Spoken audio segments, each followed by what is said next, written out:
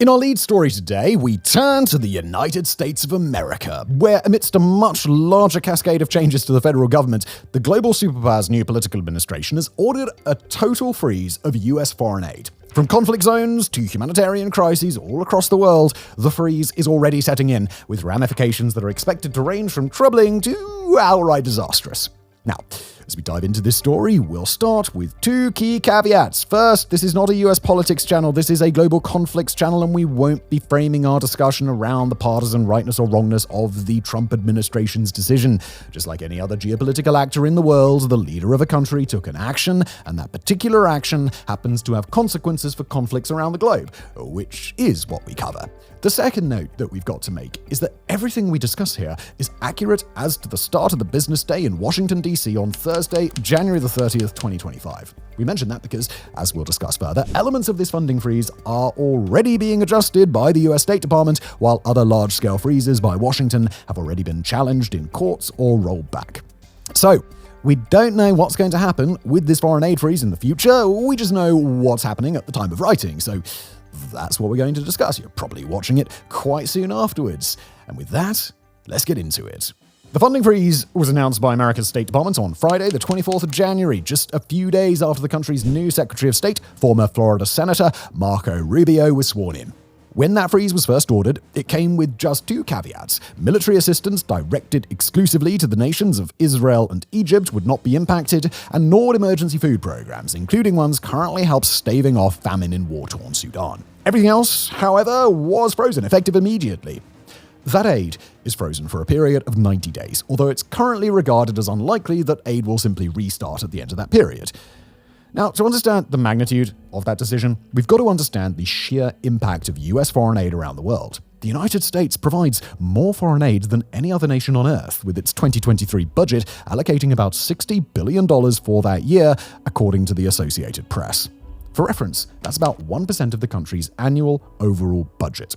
Among other things, that foreign aid is used for critical health programs, including the AIDS relief program, PEPFAR, credited with saving the lives of 25 million people since it began in the 2000s, and efforts to save lives from malaria and tuberculosis. It's used to ensure the care of 6.5 million HIV-positive orphans and vulnerable children around the world, and provides sanitary drinking water to millions of people with no other water source.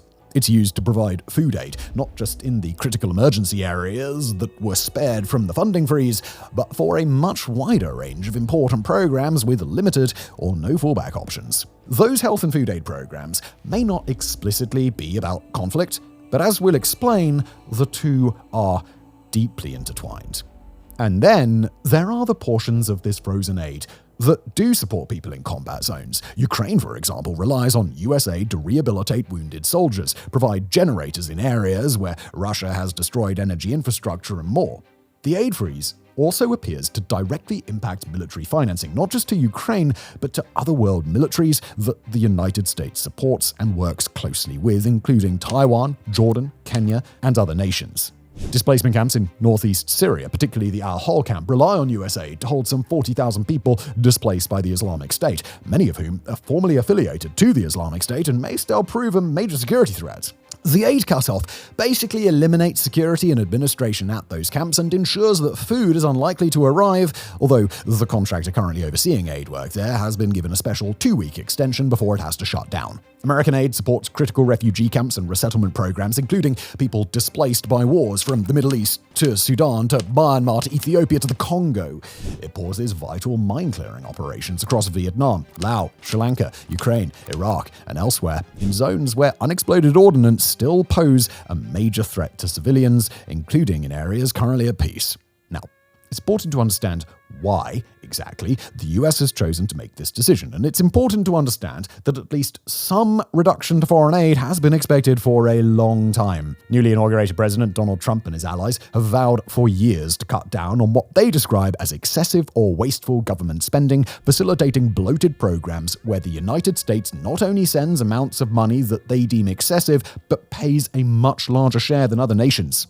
Explaining the decision to freeze funding, Secretary of State Rubio explained it as follows, quoting, "Every dollar we spend, every program we fund, and every policy we pursue must be justified with the answer to three simple questions. Does it make America safer? Does it make America stronger? Does it make America more prosperous?"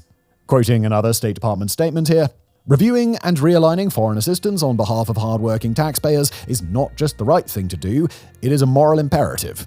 Now, the administration has emphasized that it'll be reviewing aid programs one by one, and that those that are engaged in worthwhile work that meets the US's criteria should have no reason for concern. Meanwhile, dozens of senior US aid officials have been placed on leave, while lower-level staff have been accused of attempting to circumvent the order. Trying to shut down early criticism, the State Department has insisted that its funding freeze is already working. Quoting them again, "We are rooting out waste, we are blocking woke programs, and we are exposing activities that run contrary to our national interests." So according to the State Department, the funding freeze provides a key incentive for aid programs to share details that the State Department says they otherwise wouldn't unless there was a threat to their bottom line. The other thing to understand is that although the United States is technically well within its right to freeze these monetary allocations, the impact of US money around the world is quite simply different than the impact of money from other nations. The US has been regarded for many decades as among the most reliable, stable sources of aid money anywhere on the planet, while simultaneously spending more by a wide margin than any other nation. What that means in a practical sense is that international aid organizations have spent decades treating American aid as the cornerstone of humanitarian relief programs. Budgets are built and funds are allocated on the core premise that no matter what else goes sideways, no matter who else pulls up funding unexpectedly, that American money is as dependable as the sunrise. A portion of the American voting public might say it's unfair, and perhaps that's a fair critique. But the reality is that while aid groups might make sure to allocate an unexpected promise of money from, say, Turkmenistan toward initiatives that can easily be shut down if the Turkmen president for life decides to pull up stakes, or while they might be able to pivot relatively easy if, say, Slovenia decides it can't hit its aid commitment in a given year, that flexibility and redundancy is possible because American aid is so dependable. What then? When that American money disappears, an outsized portion of it disappears from programs where it's really important that money never disappears. Now, should the system work that way? Quite frankly, that's somebody else's argument to have. Regardless of the decisions that brought the world to this point, this is where we are now, and America's funding freeze must be interpreted within that context. The reaction from international aid workers, quite predictably, has been one of outright panic. A range of prominent humanitarian leaders have issued condemnations against the decision, attempted to draw attention toward the tens of millions of people who will be placed at risk, and underscored the reality that the disappearance of American aid, in particular, simply wipes out a massive chunk of the budget for critical programs. Adding to the confusion is a prohibition that keeps American officials, particularly those with US aid, from communicating with partners and contractors except to explain that funds have been paused. Now, for our part here at WarFronts, we think it's worth emphasizing one more time that while direct military aid to US allies has been impacted, the majority of the aid freeze's impact in conflict zones is going to impact the most vulnerable non-combatants across the world. As we expressed at the outset of today's episode, American partisan politics, they're not our purview, but people caught in the crossfire of global conflicts very much are. And while the Trump administration is working to frame its aid freeze as a net win for the United States, and particularly for the American taxpayer, it's an oversimplification to say that the United States benefits from cutting off aid. Currently, expert assessments on how this story plays out tend to agree that a large share of US aid will be suspended for the long term, even as some programs are cleared to restart. As we've mentioned, the global humanitarian world has been structured for a long time on the assumption that these American aid dollars are stable and reliable. There's currently not an easy way to make up the gap, and even if other Western nations are convinced of the Trump administration's argument that they should pay a greater share, it could take years to allocate even a portion of replacement funds to make up the gap. That disruption, and more broadly the idea of America as a disruptive force in global affairs right now, is explained as a feature, not a bug, within the Trump administration's approach. But by upsetting the balance of critical humanitarian aid, critics of the administration insist that the funding freeze will undercut international trust in the United States and leave a gaping vulnerability for America's adversaries to exploit. Around the world, nations and communities are watching their food and clean water access be ripped away, watching their own people be exposed to deadly pathogens or left by themselves to endure pre-existing illness, and watching their militaries try to reckon with cut-offs of aid that guarantee their sovereignty and stability. It's all too easy for other world powers to approach those communities, to point out the fundamental untrustworthiness of America and its leaders, and to offer a different path forward. That's a strategy that China has been using to great effect since the start of its global Belt and Road Initiative, and even before that. But China has never been gifted such a clear opportunity to point to US conduct toward its own allies and toward the international community, and to say, look at what they'll do to you when you put your trust in them. Even for nations that are distrustful of China, the argument is compelling. Sure, China and America will both screw you in the end, but at least China will look you in the eyes and tell you they're going to do it before you sign on the dotted line. As American aid official Dr. Atul Gawande, US Aid Assistant Administrator under Joe Biden, described the funding freeze, quote, "It trashes our alliances with scores of countries built over half a century, trashes our world-leading expertise and capacity, and threatens our security." Regardless of what aid officials may say or what the rest of the world might think, the Trump administration is now in control of America's budget, and it's the Trump administration's prerogative to decide what to do with it. But Team Trump is assuming control of a global superpower that's used the large-scale disbursement of foreign aid as a primary soft power tool for the last half-century, using a relatively small proportion of its wealth to build alliances and partnerships, ensure stability in troubled pockets of the globe, and strengthen its national security today by addressing tomorrow's problems before they pop up. Or at least, that's the general idea. If the Trump administration wants to take a gamble on the idea that America will gain more by withholding foreign aid than it loses, then that's a choice that the administration can absolutely make. But for the sake of the United States and its allies across the globe, Trump and his State Department had best hope that their gamble pays off and that the potential sacrifice of millions of vulnerable people around the world turns out to be worth it. Next up, we travel to the nation of China, where, according to newly researched satellite imagery analyzed by a pair of independent research organizations, the CCP has constructed a monster. The satellite imagery in question, reported first via Reuters exclusive on the 28th of January, shows what appears to be a massive research facility in the heartlands of Manyang, urban population 2.2 million. The facility is meant to drive research on nuclear fusion, and according to the Western organizations that are studying it, it may come with major implications for nuclear weapons design and proliferation.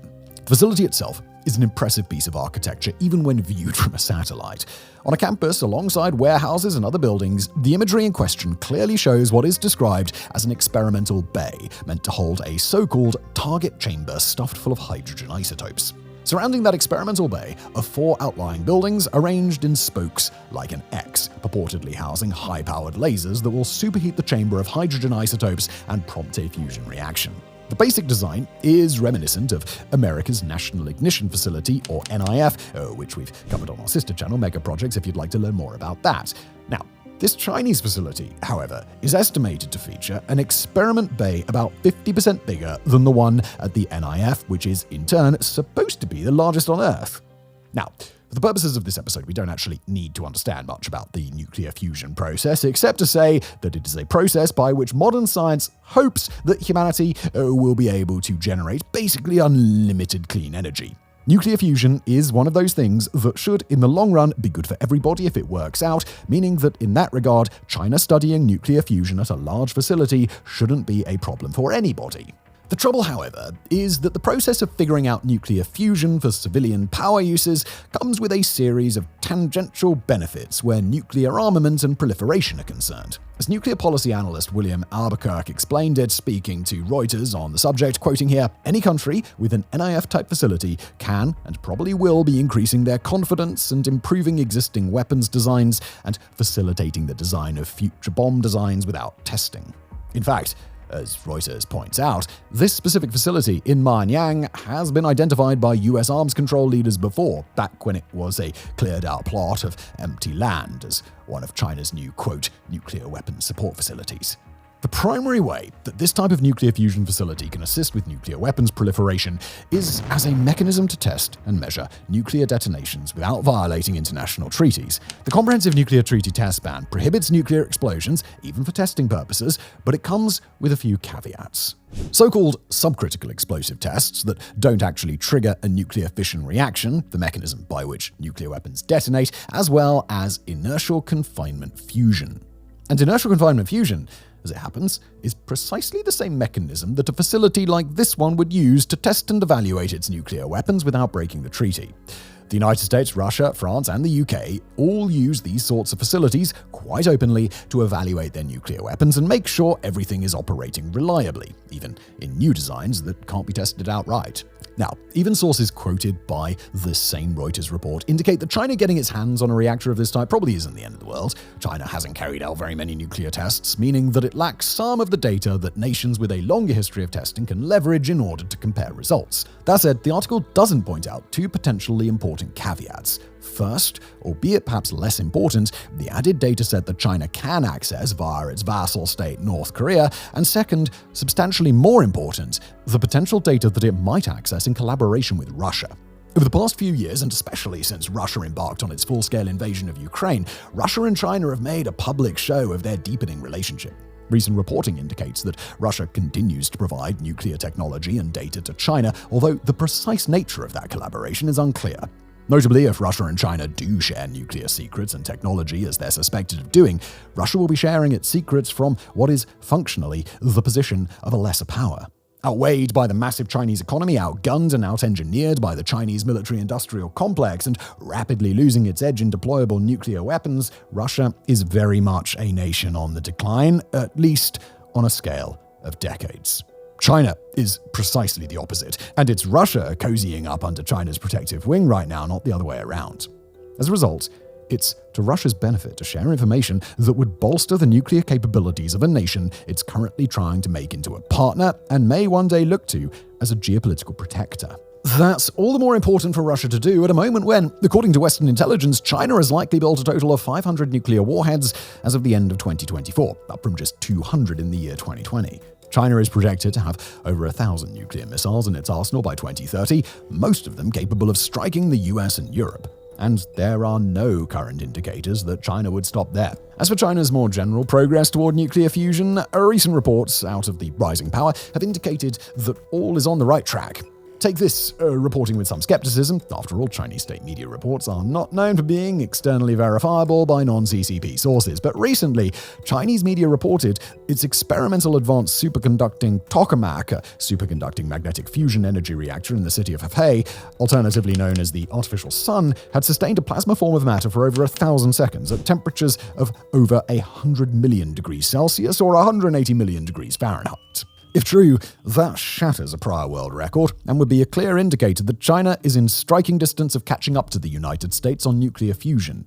Again, we advocate a bit of skepticism around those claims, but they are worth sharing nonetheless. In any case, the existence of this gigantic fusion facility in Manyang shows that China is making a concerted attempt to be competitive on nuclear fusion technology. By developing these testing capabilities, as it deepens military and strategic ties to Russia, China may soon be able to make critical refinements to its nuclear program at a time when its nuclear arsenal is expanding faster than ever. If China is going to become not just a nuclear power, but the world's third ever nuclear superpower, then it might well be the experimentation in Manyang that gets it there.